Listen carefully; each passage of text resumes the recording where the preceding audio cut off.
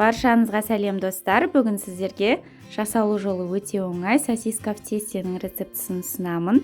Алдымен жылы суға қант, ашытқы, ұн салып, араластырып, жылы жерге 10-15 минутқа қалдырамыз.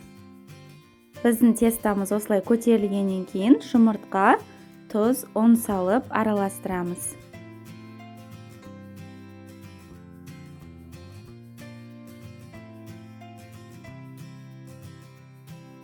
Отыз минутқа жылы жерге қалдырамыз.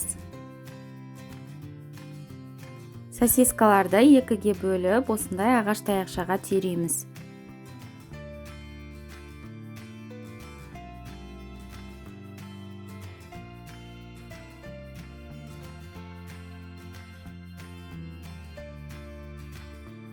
Сосисканы алдымен қамырға, онан соң кептірілген нан ұнтағына, яғни панировочный сухариға ұнатып, қызып тұрған табаға сұйық майды құйып, қызғаннан кейін сосисканы қуырып бастаймыз.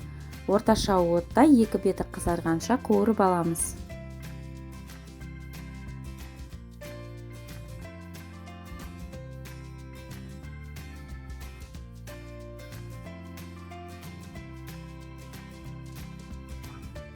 Сосискаларымыз дайын, өте дәмді болып шығады.